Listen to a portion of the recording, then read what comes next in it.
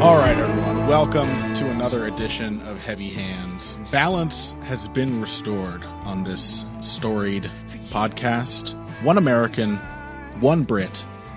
That's the way it has to be. Phil, how are you? I'm regretting this new state of affairs. Oh. I miss you being outnumbered, but I'm going to have to learn to live with it again. I do find I analyze best when I'm in the mind state of a sort of cornered animal. You know? That's really when I break things down to the best of my ability. Well, thank you the fear inspires you. Yeah. And I am very afraid of Kyle. Let's make that clear. Now that he's not here, I can admit it. Boy, he really scares the shit out of me. Well, thank you for replying with your lone single British voice. Thank you as well to all of our listeners for joining us on this week's episode. Boy, we've got a big event ahead of us. And this is the coronavirus UFC era, so, you won't be surprised to hear me say that there are a boatload of X factors here, many of which really difficult to untangle. We're going to try to address those as we get to the fights in question.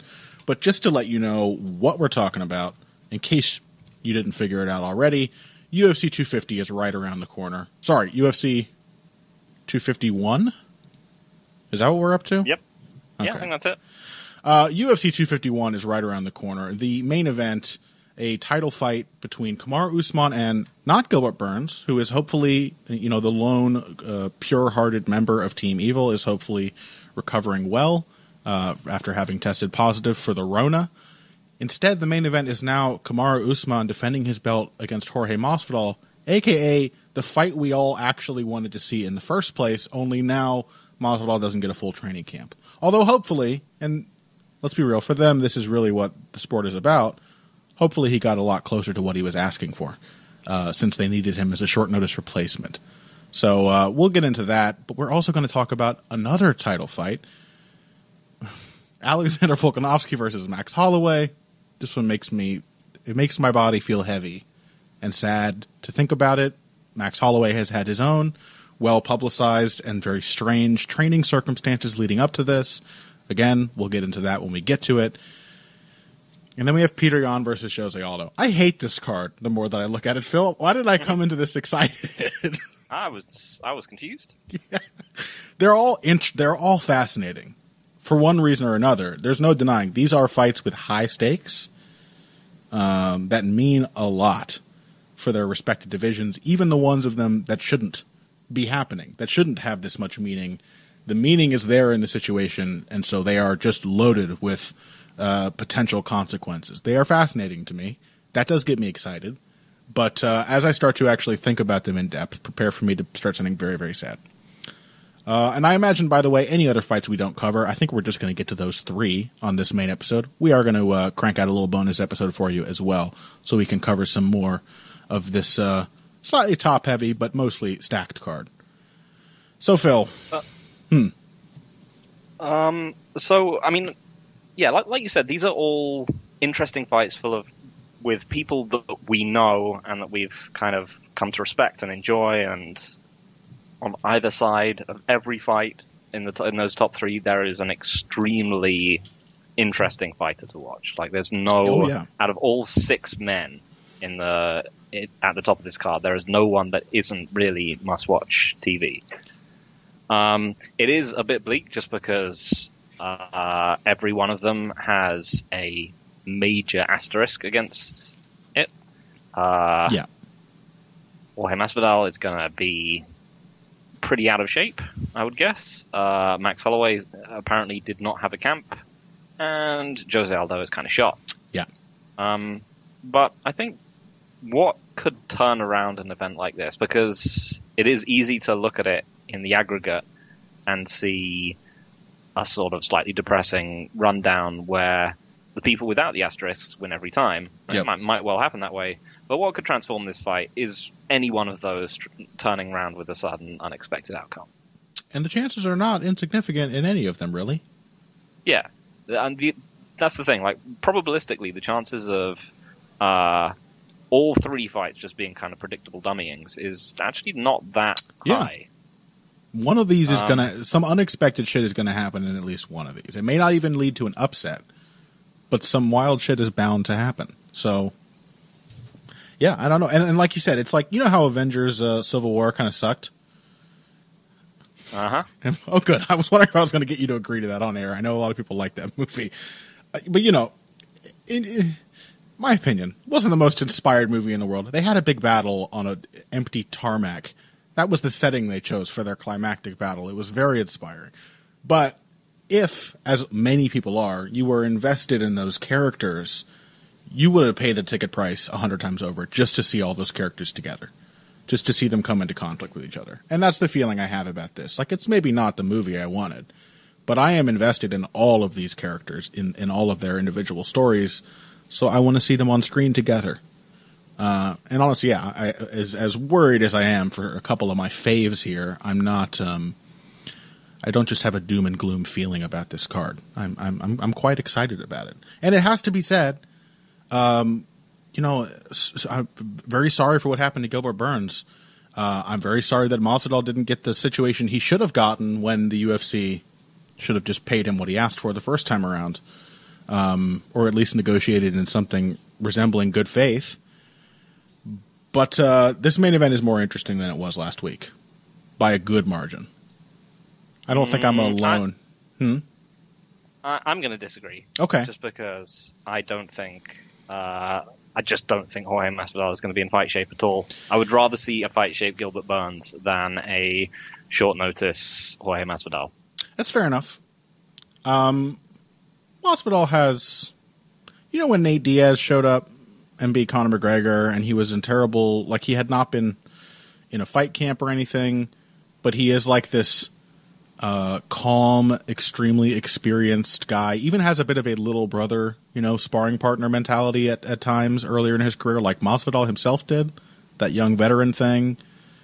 I get a similar feeling from Masvidal. I think he is capable of surprising us, at least in moments, just because he's so cool and collected and has been doing this for such a long time and has such a well-rounded base of skills to fall back on. I don't expect him to win. We may as well get into it, though. Enough waffling.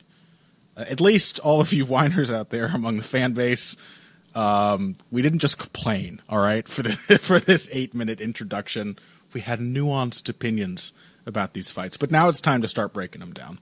Usman versus Masvidal. Should we do what we kind of did for the last big pay-per-view and like, or maybe it was the one before, and like try to get the X factors out of the way and break this down as a pure matchup? Or is that impossible? Do we have to consider it as what happens in this fight, a fully trained Kamaru Usman versus what we have to assume is a very undertrained Jorge Masvidal? I think it's worth getting. Yeah, I think it's worth discussing them getting that out of the way. As I said, like I very much doubt we're going to get an in shape Masvidal for this. I mean, I just don't think he's someone that's ever struck me as being one of those people who stays in camp shape the whole time. I think he's someone who he's not a Rumble or something who ping pongs his weight around the whole time, but he's definitely not. You know, when he's not in camp, he's definitely not in camp. And I think, to be honest, I don't think he would have had the career he did if he was someone who was in camp shape the whole time. Because he likes I think people like that. Go on, sorry. Because I think people like that get injured all the time. Yeah. And they exacerbate their injuries and they never heal. And I just don't think he'd be in that position today. So, I don't think he's going to be physically ready for it. I think on the other side, I do think that Usman is a reasonably coachable and rote fighter. Yeah. If we think of who these guys are, and I do think he's someone who needs to be coached A, B, and C step through a game plan in order to really feel comfortable about how he's going to fight someone. I wouldn't disagree with that reading, and that would mean potentially some interesting problems for him with this short notice change as well. Masvidal is a very different fighter from Gilbert Burns, whatever shape he's in. So yeah, when I think of times when Usman has been compromised, or for example against Emil Weber-Mech, he he's someone who has had one of the reasons why we picked against him against Tyron Woodley is that he's had very variable performances in strange ways. You know, sometimes he looks like a genuinely reasonably competent striker. Other times, he would look extremely wooden and lost out there. Yeah. And I think oftentimes it is both in one fight. I mean, he does, yeah, sort of relax over the course of it, but you get both. But yeah, in general, he just looks like a well-trained but slightly stiff fighter, particularly on the feet. Yeah, I think that's fair enough to say. What I was watching for this was Usman's fight with Leon Edwards, which was quite a while ago now, actually. Back in 2015. Not all that long ago, really, but it was 10 fights ago. But I wanted to see like Usman against a quicker, more relaxed, more immediately ready striker. Certainly in his most recent fights, Masvidal has been more immediately ready than ever. I wanted to see how he dealt with someone who had credible takedown defense and could throw those shots early. And I just think at the end of the day, like even a fresh Jorge Masvidal, there's a fundamental problem. There's a couple fundamental problems in this matchup for Jorge. So I watched that. I also watched Masvidal's fight with Ben Henderson, which I know is a fight that you are a fan of.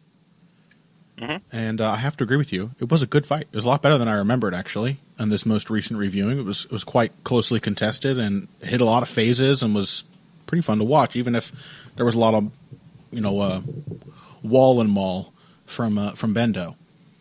But looking at those two fights and plenty of other Masvidals as well, I think he's too easy to back into the fence.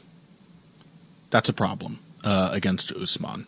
If Darren Till can immediately walk you into the fence and hit you, then Usman can do the same and then get in on the takedown.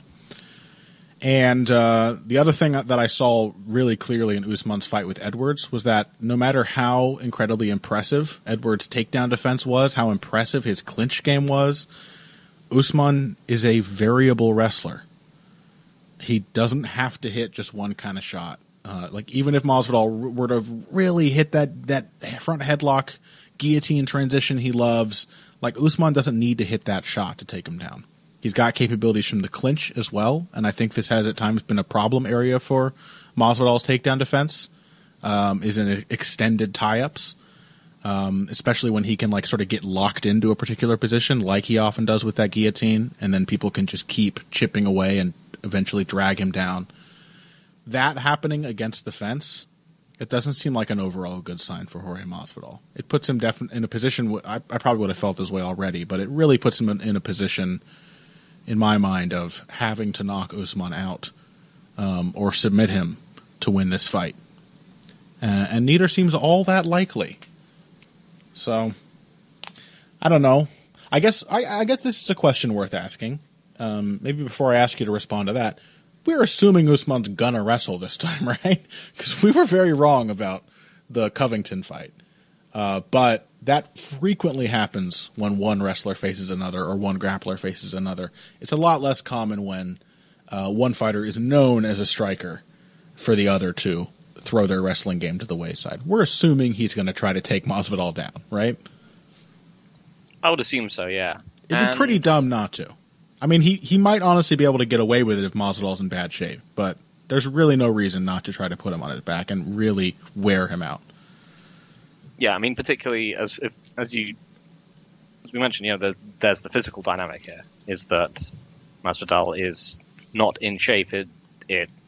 If Masvidal isn't in shape, it makes tons of sense for Usman to just drain his gas tank by shoving him up against the fence and forcing him to clinch and wrestle the whole time. He's just going to be on the right end of that equation every single time. Yeah, I pretty much agree with all of that. I mean, and we've mentioned Usman is not the greatest defensive fighter in the world. I think he improved a decent amount on that in the Covington fight with slipping his head much more, pulling it back and countering, and just generally keeping his eyes on the opponent more when he's striking. Just had a better striking stance, too. He was just in a more defensible position most of the time. Yeah. So, I mean, we've seen improvements from him there. He's not a great defensive fighter. No. He's a very, I mean, he's one of these guys who is now willing to watch the opponent punch him and then punch them back, which is not necessarily the same thing. But the thing is, we mentioned this before, Masvidal is not really the world's greatest defensive fighter either. No. And so one of the fights I was using as a reference point was actually Masvidal Melendez for the Strikeforce belt.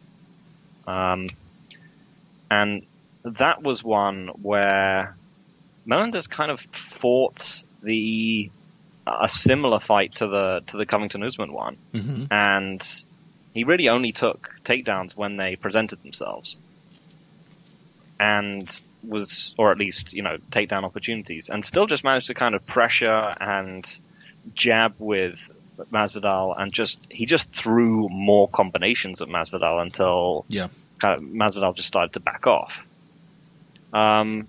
And I think there's other technical reasons to be worried about what's going to happen in like the wrestling exchanges.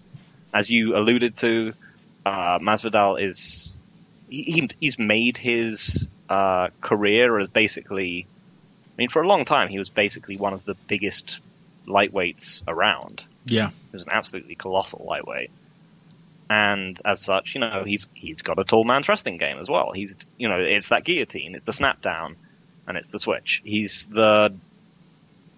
really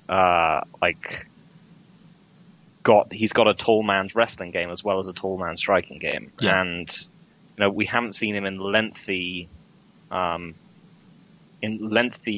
exchanges with people who can match him for pace and power and speed and all that, and just for straight punching. Yeah. I mean, I don't think even if Usman does decide that he's just got an ego on him and he just wants to go for a straight kickboxing match, even then, I just don't know if Masvidal has the power. But more than that, I just don't trust him to have the sheer physicality necessary to make it through a 5-round match with Usman. Because we mentioned at the time the fight with Covington, it can be criticized from a technical level, but from the pace and output that those two were putting out, insane, ridiculous. Yeah. Yeah, I don't know. I don't know. I'm trying to find an avenue here for Masvidal. I mean, another reason I watched Usman's fight with Edwards, I wanted to see how his he sort of used the threat of his wrestling to inform his striking, and there was a moment in that fight as well. I'll say this, Masvidal, he is a good combination puncher. I don't think you were trying to imply that he doesn't throw nice, quick, varied combinations. But it's just that those combinations do come out mostly when people are throwing single shots at him. We saw the combination counters against Till. We saw, or when he has someone pressed into the cage. He's got them in a vulnerable, cornered position, which seems somewhat unlikely to happen here. And at the end of the day, I do think that's just a big thing with Masvidal. He has good. I've tried to think of a term to explain this concept probably the entire time this show's been around and have yet to think of a good one. You know how Joe Louis had good footwork, but he also had bad footwork? Where Joe Louis could find a way around his opponent's body really consistently. He would get in on the angles, he would get away from their strikes, but in terms of ring craft, he didn't seem to pay enough attention to where he was in the ring. So he didn't cut his opponents off very well. I think this is what Masvidal has. As a pressure fighter, when he's at his best, he doesn't cut the cage off that well, to be honest. Compared to some guys, compared to somebody like Usman, for example. He does a lot more following because his goal is less to stay between you and your escape and more to stay zeroed in on the sort of openings within your stance. He wants to be in the right position relative to you, and in range to hit you, and worries less about where he is in the cage. That becomes a big problem when he's pressured, though. This whole fight does kind of just come down to that for me, is the fact that when somebody really wants to pressure Masvidal, whether it's Ben Henderson, whether it's Darren Till, Whether it's, I mean, Melendez did at points in that fight. It's happened plenty of times. Whether it's Damian Maia, they are going to get him to the fence. And if, unlike Till, they actually get in and tie up with him, obviously that just works because Masvidal cannot be in as good a shape as Usman is. But also, if they throw combinations themselves in that circumstance, they can have success. And Usman definitely figured that out against Edwards. Edwards was hitting him with fast counters. He's doing all this beautiful angular work in the clinches and just constantly slipping out the side. And then once Usman made him really work to defend one takedown, or even really after he secured one takedown, he was like, well, he's worried about that now. Why don't I just step in and throw 4 punches? And it worked, because he's a big physical monster. And when you're worried about him getting his hands around you, yeah, he can just afford to be reckless. And it's just one of those fights. Masvidal, he can afford to be reckless in a sort of knocking out Ben Askren way, maybe. But if it wins, he can afford it. But yeah, so it kind of means he can't. It's a gamble for him. Whereas for Usman, it just feels like he can afford to take a lot more risks and still come out on top in the long run. It just feels like you gotta pick Kamaru Usman. Yeah, I mean, honestly, I do. From my personal perspective, and I again don't want people to necessarily think I'm being a downer on this one, but I do kind of think of it as being one of those fights which is like Diaz Silva or Cormier Silva. Yeah. But one of those ones where people are like, wow, this is going to be an incredible fight. Think of the way these guys match up, and it's happens on short notice, and they're incredibly weird people, and they just go back to basically what their core approaches are. They don't have time to think of much else. Yep. So everyone just has like a plan A, which they're going to do. And then it's just sort of, well, and let's see how it goes from there kind of thing. Yep. And so I honestly kind of expect this to be that Masvidal will come out and he'll try 1 or 2 like crazy things. He always does these days. Per round. Yeah, and then he'll posture a bit. And then Usman will just mash him into the fence because he doesn't want to take any risks in this kind of stupid fight. That does not sound wrong. Yeah. I sympathize with that feeling. I think for me, like, at the end of the day, I just don't care about seeing Gilbert Burns fight Kamaru Usman. I just don't care. There's nothing about Gilbert. I like Gilbert Burns.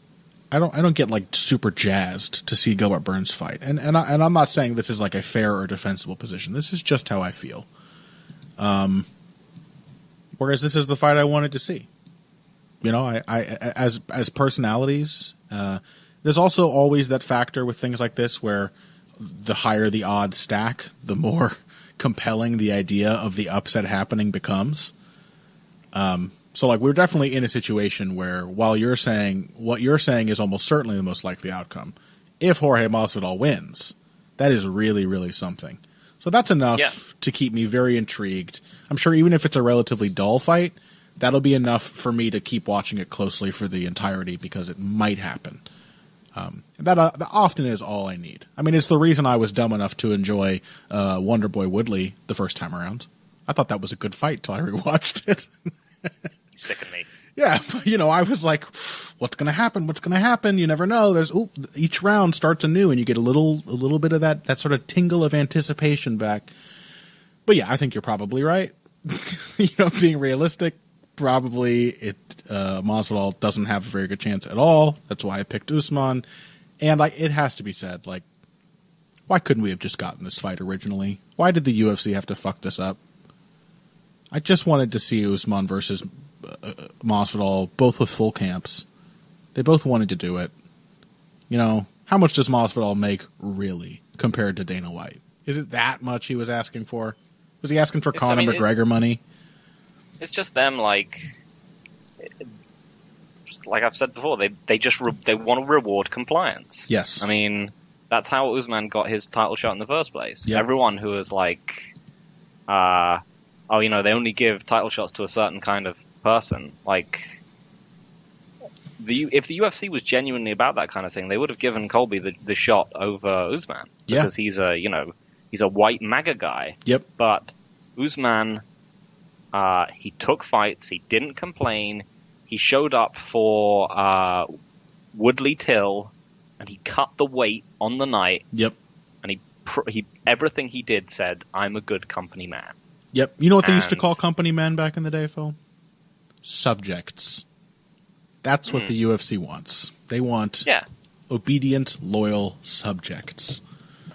I mean, yeah, you got to be impressed at the sheer horrific nature of the UFC machine, because it literally doesn't care if it would make more money or have more compelling fights in the short term. It wants to keep the machine going.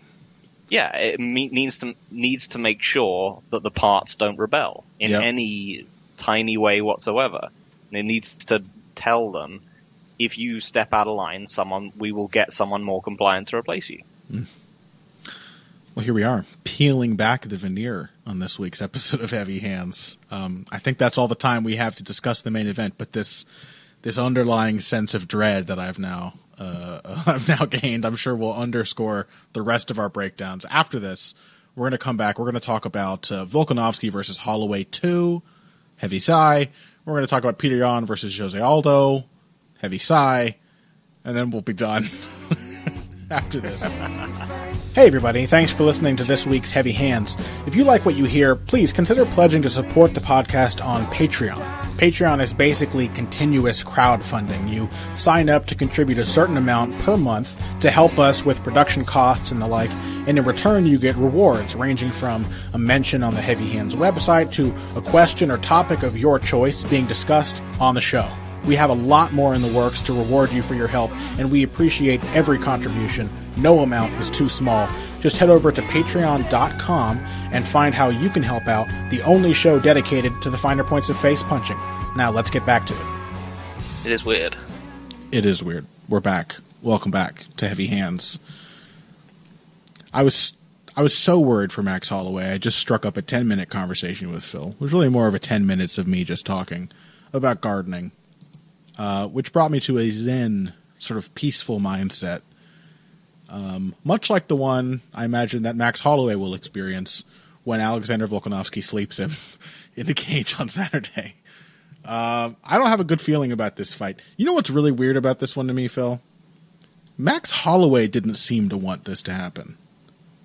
No. That's the weirdest detail. The UFC was really insistent on this immediate rematch, and there's always been at least the implication that anyone who can get a title shot wants it. So the immediate rematch has never been, it's always been seen as at least a boon to the person who lost. Well, not always. We often talk about them, they tend to just go the way the first one went. But that's always sort of been the pitch. It's well, they deserve a second chance. Blah, blah, blah, blah. But Max Holloway doesn't seem to want to do this. As far as I can tell, he has had basically no training camp. He's been training on his own over Zoom. But I don't know, Phil, if you've heard any any of these videos of bands doing Zoom jam sessions. They don't sound good. They suck compared to the live performance. It doesn't approach replacing an actual in-person training camp.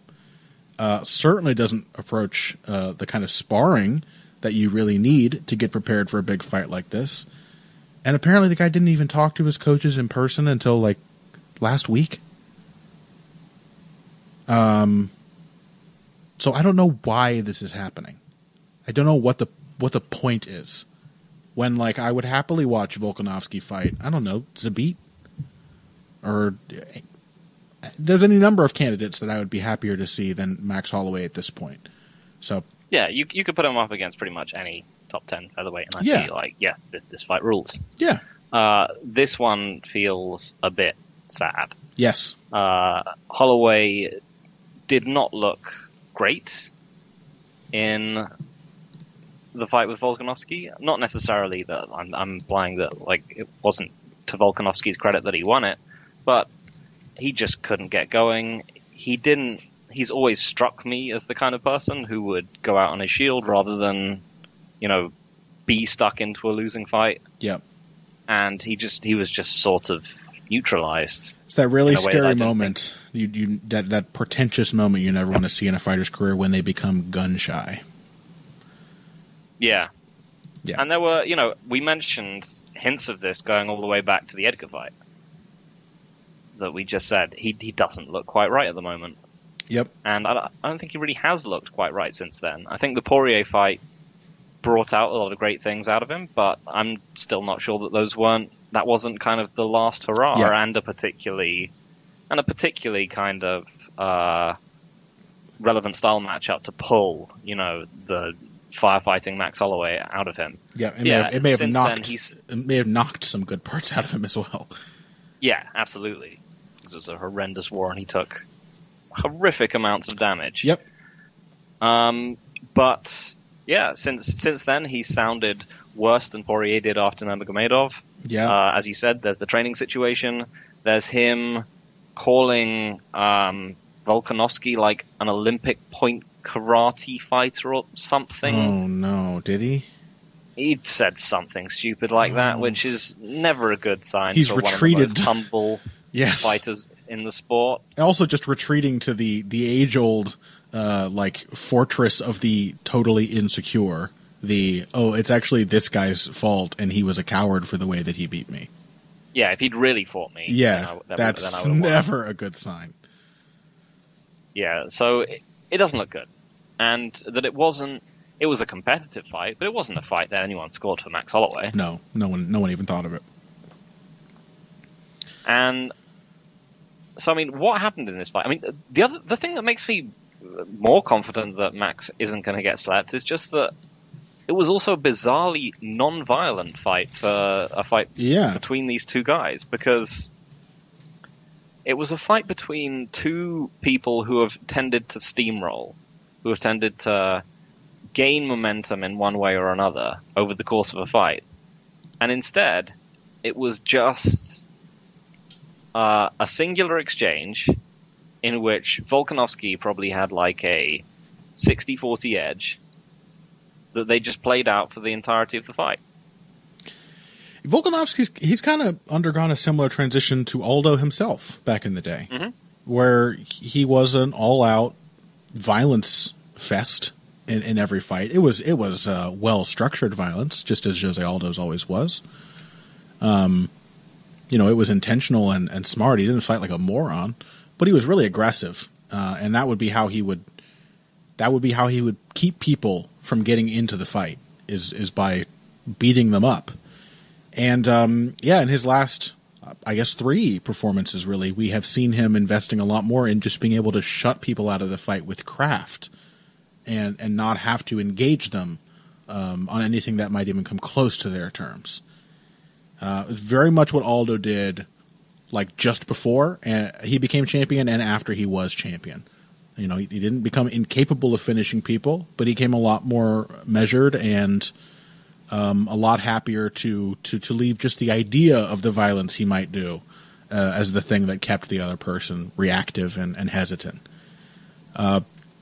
So that's basically, I mean, it was Volkanovski basically won the same fight with Holloway that he won against Aldo, but I think because Max is such a higher volume fighter than Aldo, he just had to make it more real. There had to be a little more substance to it. So there had to be more kicks. He had to be a little more active with actually hitting his counters rather than just getting out of the way. He had to sell his threats and feints a lot more. But largely that's the kind of performance it was. It was a lot of feinting, a lot of movement, a lot of just keeping Max off balance. And anytime Max seemed like he might be about to build a head of steam,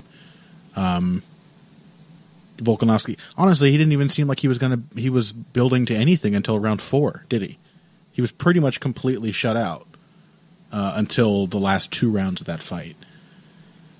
So I don't know. Does that sound like an accurate retelling to you? Yeah, pretty much. It was just that Holloway simply couldn't establish his jab. Yeah. Volkanovski never stayed in one position for Holloway to start moving forward and pumping the jab into combinations. He would either just scoot back out, or he would settle down and just punch Holloway back out of the pocket. and if they stayed at range, he would throw very non-committal low kicks, which Holloway couldn't counter. Yep. Well, he threw a few committal ones too. He certainly did a better job setting up those low kicks on Holloway than Aldo himself did. Yeah. I think Aldo, as we've said many times, is one of his cardinal sins is that he loads up too much. Yes. And thus Holloway knew that when a low kick was coming that he could just step down on the right straight. And he could. Yep.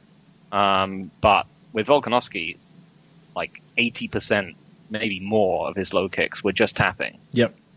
And they built up over time, much like Diaz Condit. They still hurt. And there were all these layers of feints and hand attacks to hide the really committed ones, too. Yeah. But by the time Holloway kind of stepped into counter, Volkanovski had his feet down to either back away or just counterpunch him. Yeah. So, I mean, all the poor, naive fight fans out there, they've yet to be crushed by this evil sport. They're coming up with reasons that I've seen of why Holloway could succeed. He had his moments later in this fight. He invested in Volkanovski's body. I mean, was there a point that you could see where he sort of did he ever seem to figure something out against Volkanovski, or did he just finally agree to let it be a fight? Because that's kind of the feeling I get is. He found some openings that were there, but even when he was capitalizing on them, Volkanovski, who once again one of the biggest things that impressed me about Volkanovski in this fight was how good his counterpunching was. And Max was just not able to get away with anything to an extent that I felt he could have actually taken over the fight. Certainly not within 5 rounds. But I don't know. How do you feel about that? And what else what did Max do that was effective? Can it manifest itself in a game plan that actually wins? So yeah, one of the things is that Volkanovski was simply the better defensive fighter in this. Yes. He could afford to move backwards in a way that Holloway couldn't. I think Max has often gotten, even by me, overrated as a defensive fighter. Mm-hmm. Insulated by his reach. Tends to happen sometimes, but since the Poirier fight, I have not had that feeling at all. So that he is a good defensive fighter, really. Pretty limited. Yeah, I mean, we've said it. It's basically as once he starts moving backwards, that's sort of it for him. Yeah, if you're reacting to his flowing combinations, certainly he can tell when you're going to throw back and slip it. But yeah, but Volkanovski's defense moving backwards was very, very good. Mm-hmm. And this was the problem: is that he wasn't able to either convince Volkanovski to kind of throw back and stay in an exchange with him like Aldo did, or nor was he able to just light him up on the retreat. Yeah. So I mean, the main thing is that it seems like he just has to be very, very aggressive in this fight. Yeah. He can't afford to not be allowed to build. But the thing is that he struggled so hard to establish his jab that I'm not sure what the solution he can find is. Yeah. This feels bad. Yeah. I mean, I would suspect punching into kicks would probably be one way of doing it, because Volkanovski was picking off his shots on the retreat quite a lot. Yeah. And he knew that he could outpunch Max.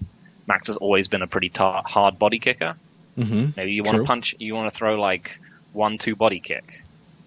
If he's going to be retreating behind a high guard. He conceded the area of kicking to Volkanovski way too much in that fight. Yeah, I think that's a good read, actually. This is not especially relevant. It happened a long time ago, and it was versus a welterweight. But Volkanovski's lone professional loss, a guy just marched up to him and hit him with a bunch of high kicks after a close fight, and he kept slipping into them. So there's something to that you could draw out the sort of rote defensive reactions of Volkanovski and set him up for some really damaging strikes, and that it obviously is not a bad idea to just invest in wearing down his body in the first place. I like that. How often has Max done that, really? He did a little bit in this fight, but it just wasn't very much. He did it decent amount against, I guess, against Anthony Pettis. That was the other one I was going to say. Yeah, I think that would be a good read. I mean, at the end of the day, like I still want to try to come up with a couple more, but any like suggestions we could pose, they're going to be limited by the fact that like Max Holloway, if unless I don't know a damn thing about how camp, hones and prepares a fighter for the actual emotional experience of a fight, he's gonna lose the first 2 rounds at least again. Like that feels like such a certainty that if his camp was really this lonesome, I just don't see how he could come out and be fight ready. Like, weirdly, second time I'll mention this in the episode, but Nate Diaz, his fight with Conor McGregor, he talked about how he needed to like get beaten up and warm up. That's often something that just happens to Nate Diaz, but it also kind of happens to Max Holloway too. And I just think that's also just a mechanic of not being in shape. You have to like get a feel for fighting again. And I don't think he can make up for that with what I'm guessing is like one hurried week of a few sparring sessions or something. Maybe I just don't have a clear enough picture of what his training circumstances really were, but the lack of interest and motivation, the extenuating circumstances, they're just too big of a burden on this one, I think. Which is weird, saying that after considering, like Jorge Masvidal literally coming in on a week's notice. But I haven't liked a single thing I've heard about Holloway's camp. And if he's just left in the same position, like his tacking on kicks at the end of his combinations, is that going to deliver a win if he drops the first 2 or 3? Or is Volkanovski just going to like agree to exchange with him or grab onto his leg and hold him in the clinch? He did that a lot against Aldo. And just held him when he needed to kind of blunt the rampage. I don't know, man. Yeah, I mean, the other thing is that, Holloway does not sound tremendously motivated. Right. And I think what we saw in that fight is that it seems unlikely that that he can win a sort of neutral space fencing sparring type match with Volkanovski. If he's going to win it, it's going to be by pouring on volume and pressuring, and it's going to be with a blood and guts, wading into the fire performance. And he just doesn't sound ready to put on that kind of fight. Right. Yeah, that's kind of my feeling. Yeah, and I'm not telling people out there who are hopeful that if like Max if he doesn't just invest in those, in like the kicking setups that Phil suggested, if he doesn't invest in the body shots that worked so consistently in the 5th round last time, that couldn't dramatically change the fight. I just don't think it's likely that those things are going to be executed well in the early going. So, yep. And I just don't get the feeling that Max is that into it. I don't think it's fun to fight Volkanovski either. Like, I do think Max is another one of those guys who he enjoys the challenge that he knows how to overcome. He enjoys the sort of fighting aspect of it, but he did not seem to enjoy just sort of being kept out of the war. Even though when it finally got to that stage, it didn't seem all that eager to go to war either. So, I don't know. I don't have a good feeling about where Max Holloway is at right now. I would have very much liked to see him take a step back and fight like, I don't know, anyone. Just do someone else. They could have had bring back Hakran Diaz and have him fight Max Holloway. Just give him a little bit of a boost. Let him get back into Jesus, Connor. What? Sadist. No, it's fine. It's fine. Hakran Diaz probably did some bad things once. All right, let's take another break. When we come back, another one with all sorts of asterisks. Although, I don't know. At a certain point, I just have to let Jose Aldo be Jose Aldo.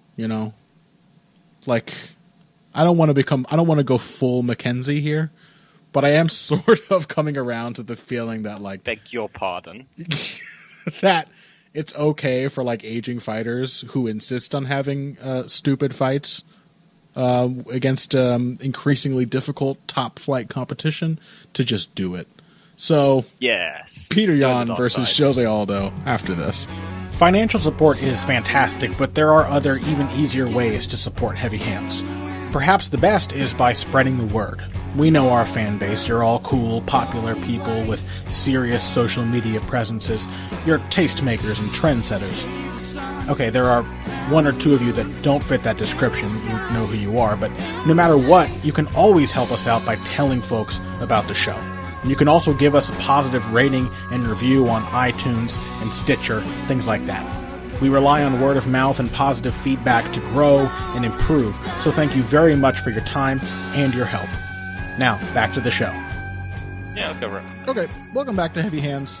Phil and I were just saying, it's, you know, we often, if you're a listener of the show, you know that we often try to find sort of parallels, parallel matchups among a fighter's previous performances.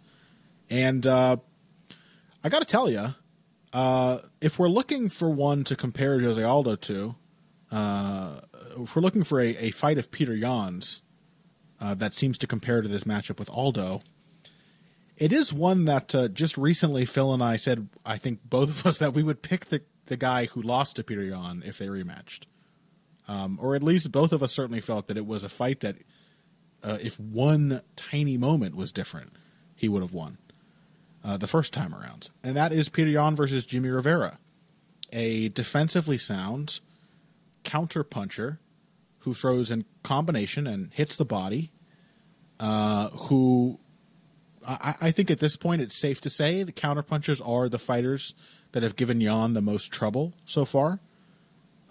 People who don't just bite on every feint, who don't overcommit to defensive reactions, who don't swing out of fear or anxiety when they're backed up and expose themselves to a counter. People who stay calm and wait for Yan to make the first move often find opportunities to slip things in between the gaps. Peter Yan does get away with a lot because of his speed, his power, his confidence. He's willing to step in and blast somebody. And oftentimes against counterpunchers, you know, he's obviously a great fighter. It still works out, or it has so far. But oftentimes he does just reach a point where he just decides to step in and blast them, and that's the thing that makes the difference. So none of that tells me that this fight actually won't be competitive. That's probably another reason that I don't hate it as much as I do Volkanovski-Holloway, is that even though Jose Aldo is quite literally the last man I would have wanted to see in this spot, it's kind of an interesting style matchup. What do you think, Phil? Yeah, I mean, I think there is definitely an argument that Jose Aldo would be a very tough matchup for Peter Yan. Yes. He can do all those things that Jimmy Rivera did. In many cases, he can do them better. The Aldo who beat Frankie Edgar in their rematch would have, I think, styled on Peter Yan.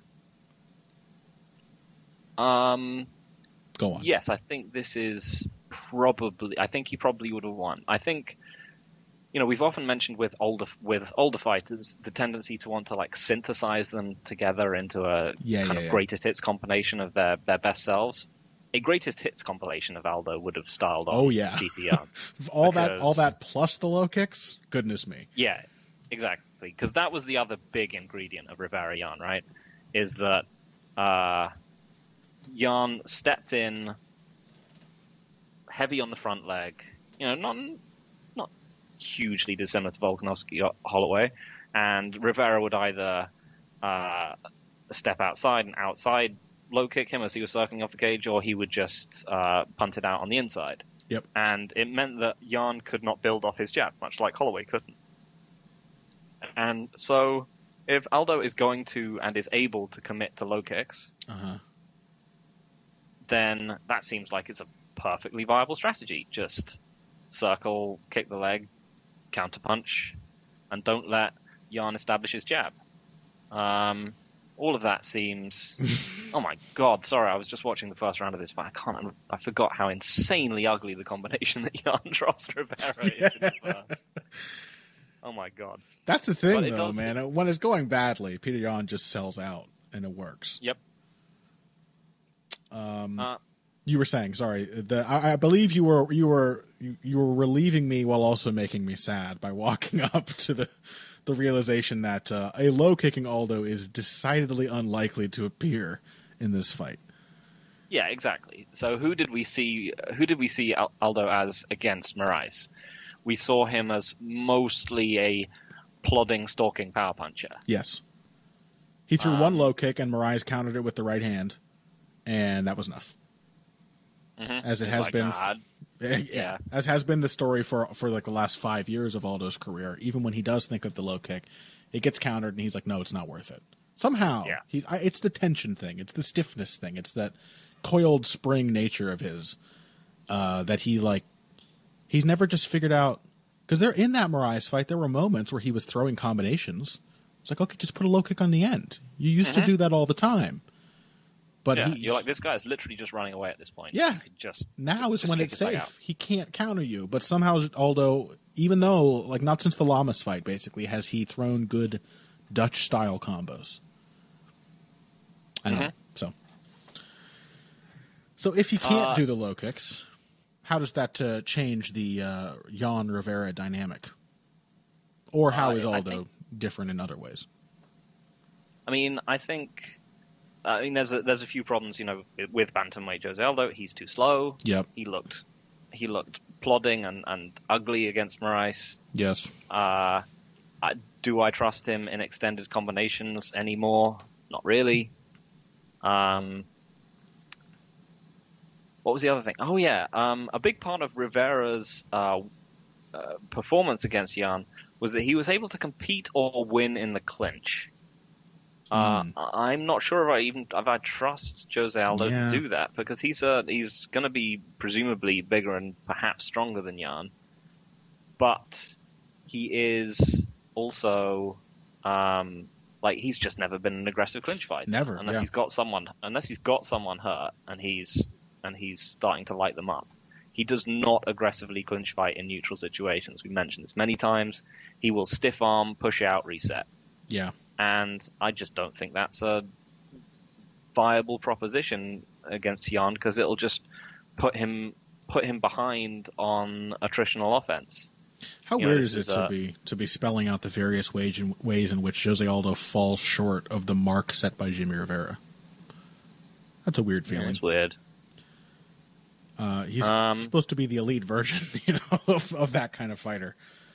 I agree. I agree. He's never been an aggressive clinch fighter. I think maybe I should have mentioned that when we were talking about Volkanovski Holloway. Holloway is definitely, actually, I won't say probably, will definitely be harder to neutralize in those clinches than when Volkanovski fought Aldo, where Aldo's just very passive and he expects you to go for the takedown or something. He sort of waits for you to make your next move when he gets into a clinch. He's not a throw you off balance, frame, create some space, land some strikes kind of clinch fighter.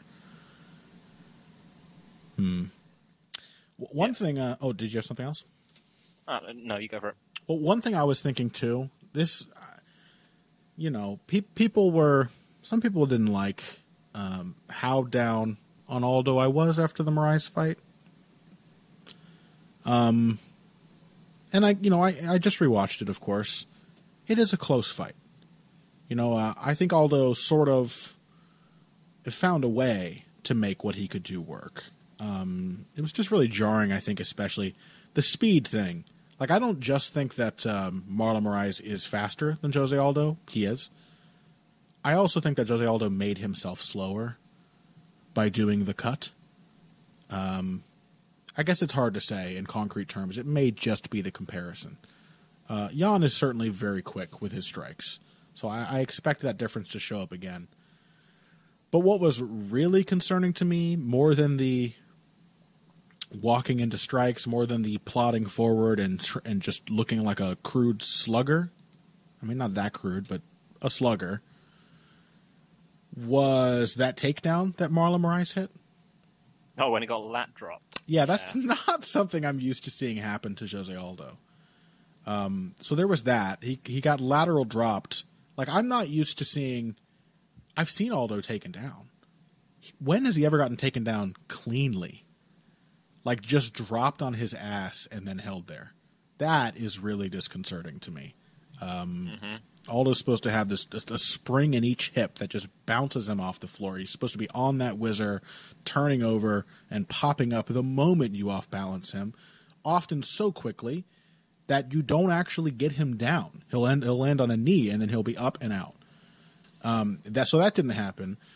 More than that, though, was that after the takedown in the first round, there were actually a couple of instances where Moraes was able to get in on a takedown, didn't complete another one. Aldo's takedown defense, when he's ready for the shot, is still strong, but was able to land strikes off of that.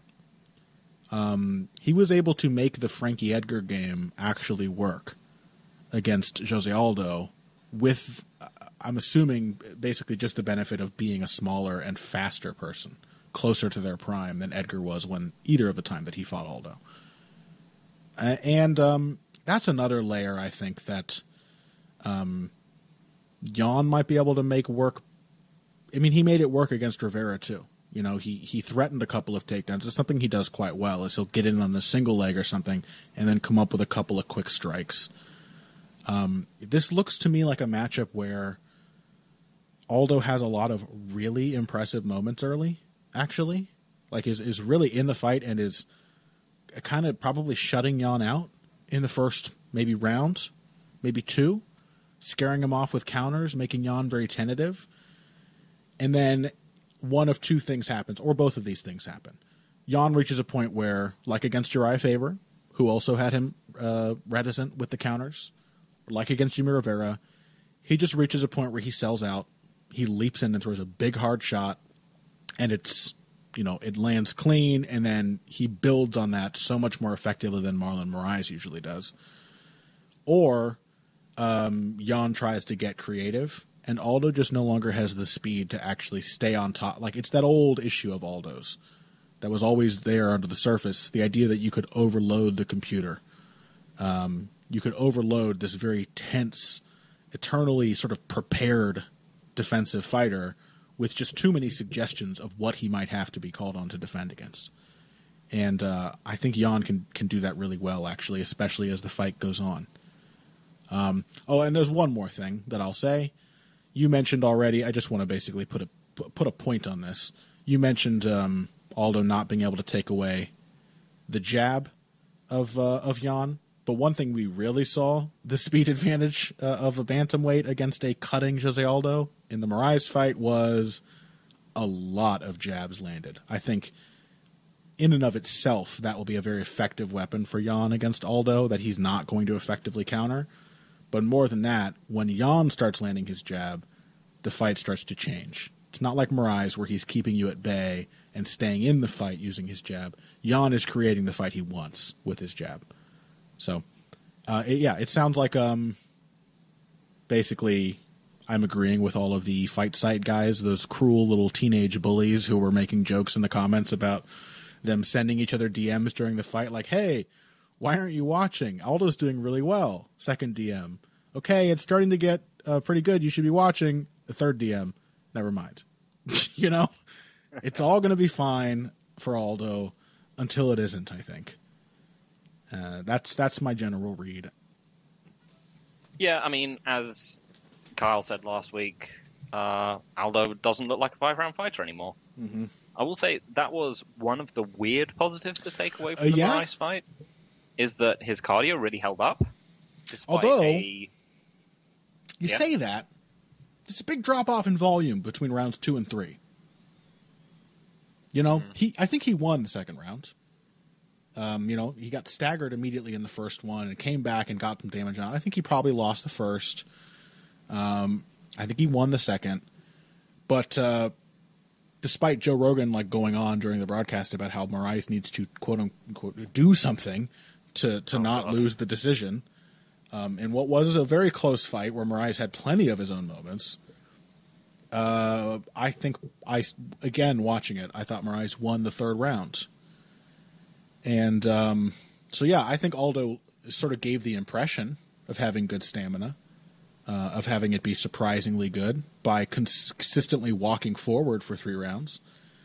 Granted, this was against a Marlon Moraes who was himself pretty reluctant to get into too many exchanges and was mostly content to just keep Aldo on the end of his jab in that 3rd round. But he was able to do so because Aldo kind of stopped throwing. So, I don't know. I think there may have been a bit of a cardio smokescreen on that one, but maybe I'm off base. I mean, if nothing else, he looks less completely shattered than he did at the end of 2 rounds against Holloway, and he probably looked better than he did in the 3rd round against Volkanovski as well. So, but a very different. I mean, he was called on to make a very different kind of performance. So I think that's part of it. Yeah, but given that I expected his cardio to detonate after a round, given how awful he looks on the scale. But yeah, all that being said, no reason to assume he can last 5 rounds against a fighter who fights at the pace of PTR. There is no reason to assume he can do that. Yep. I mean, is it worth talking about just a little more? Like, we're going to see some of them exposed and explored, I think. Petr Yan is not he's not a flawless fighter. That probably shouldn't surprise anyone, but there is always this feeling around these up-and-coming prospects, specifically the ones who, like, don't speak a lot of English. You know, they're very, like, mysterious. It adds to this sort of aura of invincibility. Petr Yan is waiting for the person who will beat him. There's going to come along someone who gets him into that shell, for example, and cracks him up the middle or rips his body to shreds while he is relying on that rote defense. There's going to be somebody who just beats him technically in the clinches. I mean, well, it's Jimmy Rivera. Champion Jimmy Rivera after Petr Yan gets that belt. But, yeah, I mean, is it worth talking about, like, some of Jan's shortcomings? Yeah, I mean, I think you laid out quite a few of them. Is that kind of it? Yeah. I mean, and it's, it's essentially the ones, apart from that, it's the ones that Rivera exploited. Like, he's still a very boxing-heavy fighter, and as such, he can be, basically can have his lead leg attacked. Yeah. As almost all, really boxing specialists have been vulnerable to. I think Jan... An aggressive one as well. There's like a thing with like white dudes from Eastern Europe in particular, where I think fans tend to underrate their athletic ability. It certainly happens with Khabib. We definitely got our fair share of shocked comments and stuff when we were like, Khabib is an insanely good athlete. He's way faster than Conor McGregor. And people are like, no, outrageous, nonsense. It's true. Khabib is a freak athlete. And I think Petr Yan also gets undersold as an athlete, and therefore the extent to which he sort of relies on that to win his harder fights is underappreciated. That really is the story of that Rivera fight. Is like, it doesn't look like Rivera looks bulkier and more ripped than Yan, and yet it was like a kind of fight we've seen countless times. I'm trying to think of an example right now where it was like a Rockhold Bisping 1 dynamic. Like, this guy is having all these moments, but at some point, this monster is just going to decide to unload and change everything. But that is sort of who Petr Yan is, despite the fact that he doesn't look like a particularly muscle-bound freak athlete. He's got power and speed and strength, and he leans on those. So I don't know. Aldo is still a great athlete, too. Yeah, I will say, out of all these top 3 fights, this is the one where someone getting, despite this being the smallest of these 3, yep, this is the one where there's the most chance of someone getting almost immediately waxed. Sure. And it could potentially be either one of them. Mm-hmm. Again, Aldo not an accurate, lethal kind of counterpuncher type kind of hitter when it comes to how he puts people down. He does tend to club people out whenever he's knocked them out. So I don't expect him to translate that well to 135. It didn't look like he did against Moraes. It looked like Moraes was being thrown around by the shots, but was never in danger of actually being put out by them. Right. But again, Yan, I think he takes his time enough at the beginning, but if he doesn't, I can see, Aldo is very hair trigger Yes. in the early going, I could really see him hurting him pretty badly. And again, like, Aldo almost got completely sparked out right at the beginning of this fight with Ryan. Yep. That's the other side of being on a hair trigger and trying to fight at margins that you might not necessarily have because you're shot and fighting at the wrong weight class. Yep. So yeah, someone just getting absolutely melted in the first round is not out of the realms of possibility. I think this is actually, in a weird way, this is one of the ones I'm the most interested in because I think the style matchup, the way the style matchup is translated, is like one that I'm genuinely interested in seeing play out. I did not see that feeling coming, certainly, when they announced this dog shit matchup. I still hate it on an intellectual level, but... Yeah, it's still terrible. The closer we've come, it is genuinely very intriguing, and it is a weird situation. It's sort of like your classic example of the Shogun Machida, where, like, yeah, it's a shot Aldo, but it's still a shot Aldo. Like, maybe that, no matter how much he's degraded, this is still the right matchup for him to show some of what made him so great. Yeah, I mean, I'd be surprised. I'd be very surprised if he won it, but I wouldn't be blown away, but also wouldn't be surprised if we saw what you said and we saw some like real sparks of greatness from him. I think I'd be the least surprised about an Aldo upset, to be honest. Of all three of these title fights, I just have such a downer feeling about Max Holloway. I wouldn't be overwhelmingly shocked if Masvidal were able to just pull something crazy out of his ass. But in terms of just who seems to actually have the best shot of competing in the fight, I think it's Aldo. Yeah. Yeah. I'm going to co-sign on that. I'd still rather see Aljamain Sterling in there. But whatever. This is what we get. Sterling probably committed the cardinal sin of asking for too much money. Who knows? All right. Well, that's pretty much it for this week's episode of Heavy Hands. 3 fights. Feels weird. I think it's been a while since we've had a card where we have just... Actually, it probably hasn't been that long. Did the Nunes whatever card have 3 title fights or something? I can't remember. Anything. Remember. Yeah. Too much that's happened since then. It was thousands of years ago in coronavirus time. It was a geologic age ago. But we've just covered 3 fights. So if you want to hear us talk about a little bit more, not 100% sure everything we'll cover, but we will definitely be talking about the 2 women's fights slated for the start of the main card here. Jessica Andrade versus Rose Namajunas 2. Not for the title. Weird, but I'm kind of happy to see it with lower stakes. Definitely a rematch I wanted to see. Fascinating. And Amanda Hebush is fighting Paige Van Zandt in her long-awaited return to the octagon. Yeah, I don't know. But Hebush looks legit, so I will be excited to see her beat up yet another sort of darling of the casual MMA fan sphere. There's other stuff on the undercard here that looks pretty good, but those are really the top build non-title fights. So we will be covering those on a bonus episode on our Patreon the very week that you're hearing this, so make sure you go over and check that out. Phil? Do you have any articles? I do not. Okay. Well, me neither.